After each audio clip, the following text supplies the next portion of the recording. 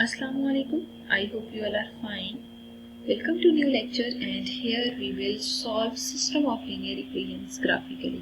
ठीक है, देखिए ग्राफिकली सॉल्व करने से पहले हम ऐसा करते हैं कि पहले हम सिंपल वर्किंग शो कर लेते हैं जिससे हम वैसे सिस्टम ऑफ लीनियर इक्वेशंस को सॉल्व कर सकते हैं। ठीक है, और फिर उसके आंसर को हम कंपेयर करते हैं कि ग्राफिकली भी अगर आप सॉल्व करते हैं तो इसका सेम आंसर आएगा। उसके लिए हम क्या करते हैं, सबसे पहली वर्किंग हमारी ये होती है कि हमने कोई सा भी मेथड अप्लाई करना होता है। ठीक है, तो अभी तक ग्रेड 9 तक हम जो मेथड्स डिस्कस कर चुके हैं उसमें एक मेथड है क्रॉस मल्टीप्लिकेशन मेथड।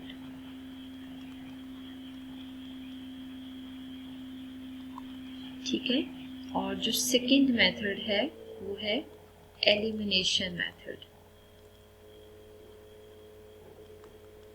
ठीक है, जिसे हम एलिमिनेशन बाय सब्स्टिट्यूशन मेथड भी कहते हैं।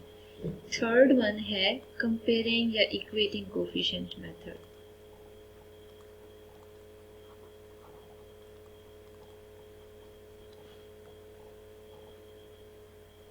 ठीक है, और फिर हम एक और मेथड जो कि मैट्रिसेस के लिए डिस्कस कर चुके हैं, जो क्रामर्स रूल है।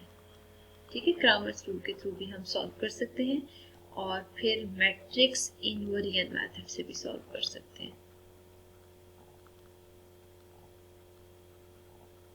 ठीक है, ये बेसिकली 5 मेथड्स हम डिस्कस कर चुके हैं इक्वेशंस को सॉल्व करने के। तो इनमें से आप कोई सा भी मेथड अप्लाई करके वैल्यूज फाइंड आउट कर सकते हैं। ठीक है, ये आप पे डिपेंड करता है कि आप कौन सा मेथड यूज करते हैं।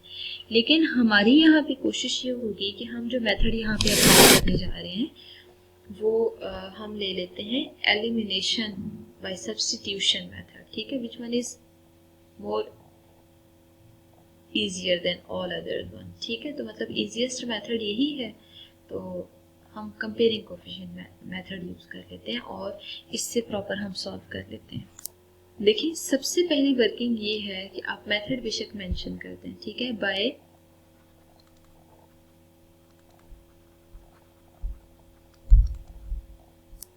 Elimination method. अब जरा एलिमिनेशन मेथड को हम यहाँ पे चेक करते हैं। दोनों इक्वेशंस में से चेक करें जहां से किसी एक सिंगल वेरिएबल की वैल्यू निकालना इजी हो, आप उस इक्वेशन से वेरिएबल की वैल्यू निकालें। ठीक है, अपनी चॉइस है x की निकालें या y की, तो यहाँ मैंने x की वैल्यू निकाल दी है। ठीक है, ओरिजिनल जो इक्वेशंस है ना, एक को 1 मार्क कर दें और एक को 2 मार्क कर दें। ठीक है, और ये वाली जो इक्वेशन आ रही है इसको फिर इसी तरह सीक्वेंस में बेशक 3 मार्क कर दें। ठीक है, अब यहाँ पे हम ऐसे करते हैं, पुट वैल्यू ऑफ x इन 2।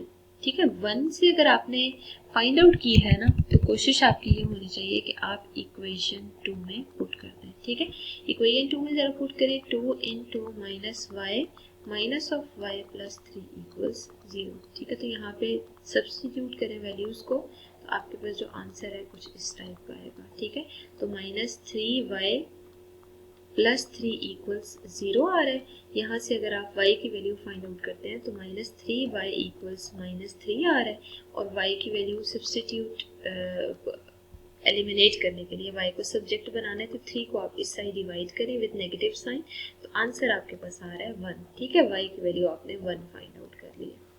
अब हमें यहीं पे वैल्यू फाइंड आउट करनी है x की। ठीक है, अगर आपने x की वैल्यू फाइंड आउट करनी है ना, तो जरा पुट कर लें, पुट y equals 1 in 3। ठीक है, 3 में पुट कर सकते हैं, 1 और 2 में भी पुट कर सकते हैं। तो x इक्वल्स माइनस वाई है, y की जगह जरा 1 पुट करें तो आंसर आपके पास आ रहा है माइनस 1। ठीक है, तो x का आंसर भी आपको माइनस 1 मिल गया।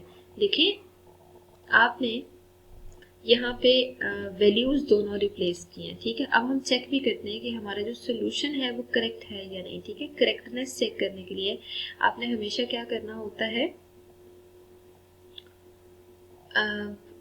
वेरिफिकेशन करनी होती है। ठीक है, तो वेरिफिकेशन में ओरिजिनल इक्वेशंस में से कोई सी भी इक्वेशन ले लें। जैसे मैं यहाँ पे 2 ले लेती हूँ, 2 में x की जगह x की वैल्यू और y की जगह y की वैल्यू रिप्लेस कर दें और इसको सिंप्लीफाई करके चेक करें, तो -2 - 1 + 3 = 0। सॉल्व करके चेक कर सकते हैं। -3 + 3 = 0, तो 0 0 के इक्वल आ रहा है, ठीक है। अगर 0 0 के इक्वल है इसका मतलब ये है कि आपका जो सोल्यूशन है वो एग्जिस्ट कर रहा है, ठीक है। यही जो x = -1 और y = 1 जो वैल्यू है वही सोल्यूशन सेट में आएगी, ठीक है। लेकिन इसी क्वेश्चन को अब हम चेक करेंगे कि ग्राफिकली कैसे सॉल्व करते हैं, ठीक है। आप देख सकते हैं यहाँ पे इक्वेशंस दो आ रही हैं। जब दो लाइंस, ठीक है, जिनकी इक्वेशंस डिफरेंट है, अगर इक्वेशंस डिफरेंट हैं तो अगर वो सिस्टम ऑफ लीनियर इक्वेशंस हैं तो ऐसा भी पॉसिबल है कि पॉइंट ऑफ इंटरसेक्शन एग्जिस्ट कर रहा हो या ना कर रहा हो। मतलब अगर तो वो दोनों इक्वेशंस इस तरह है कि उनका ग्राफ पैरेलल बन रहा है, ठीक है, मतलब पैरेलल टू ईच अदर है, तो फिर ऑब्वियसली हम उसमें पॉइंट ऑफ इंटरसेक्शन नहीं फाइंड आउट कर सकते, ठीक है। लेकिन अगर फॉर एग्जांपल वो नॉन पैरेलल आ रही है लाइंस तो फिर कंफर्म है कि उनका पॉइंट ऑफ इंटरसेक्शन इजीली हम ट्रेस आउट कर सकते हैं, और वो पॉइंट ऑफ इंटरसेक्शन क्या होगा जहाँ पे वो दोनों लाइंस इंटरसेक्ट करेंगी, ठीक है।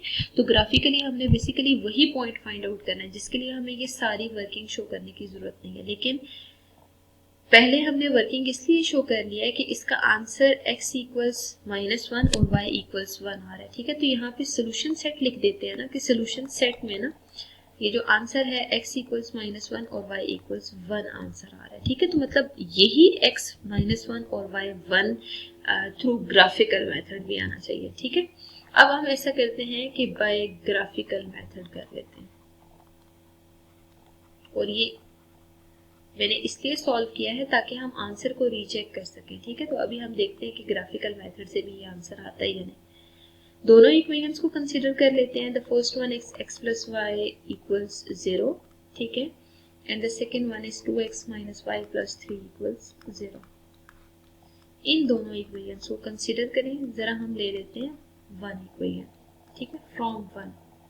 अगर आप 1 देखते हैं तो x + y = 0 है, तो यहाँ से x की वैल्यू निकालें तो -y के इक्वल आंसर आ रहा है, ठीक है।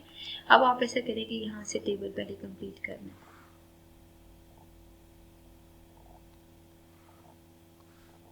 ठीक है। टेबल में हमने क्या करना है, x और y की वैल्यूज प्रॉपर कंसिडर करनी है और इनको चेक करना है, ठीक है। तीन वैल्यूज भी अगर आप ड्रॉ कर लेते हैं ना तो इनफ है।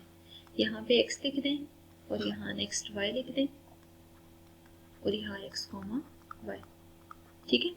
अब हम x की वैल्यूज को चेंज करेंगे या y की वैल्यूज को चेंज करेंगे और दूसरे वाले वेरिएबल की वैल्यूज फाइंड आउट करेंगे।